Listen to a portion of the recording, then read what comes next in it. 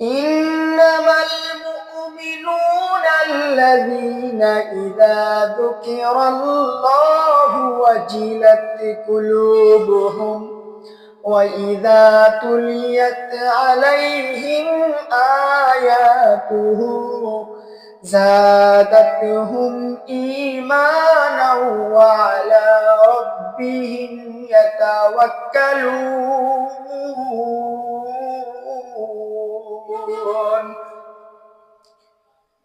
আল্লাহ তাআলা পবিত্র কোরআনের সূরাতুল আনফালের ভিতরে স্পষ্ট করে বলে দিলেন, স্পষ্ট করে জানিয়ে দিলেন, যারা ঈমানদার হবে।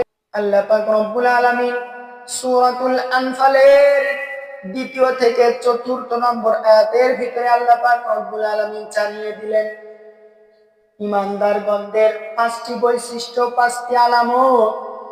১ নম্বর হলো ইন্নামাল মুমিনুনা আল্লাযীনা ইযা যুকিরাল্লাহু ওয়াজিলাত কুলুবুহুম। যখন মুমিন বান্দাদের সামনে আল্লাহ পাক রব্বুল আলামিনের বরত্ব নিয়ে আলোচনা হয়, আল্লাহ পাক রব্বুল আলামিনের ভয় নিয়ে কথা হয়, জান্নাত জাহান্নাম নিয়ে আলোচনা করা হয়, পুলসিরাত হাসর মিজান নিয়ে যখন আলোচনা করা হয়, যখন কবর নিয়ে তাদের সামনে আলোচনা করা হয়, কবরের বিভিন্ন ধরনের আযাব শাস্তির কথা নিয়ে যখন আলোচনা করা হয়, তখন তাদের অন্তরের ভিতরে কম্পন সৃষ্টি হয়, তাদের অন্তর কেঁপে ওঠে।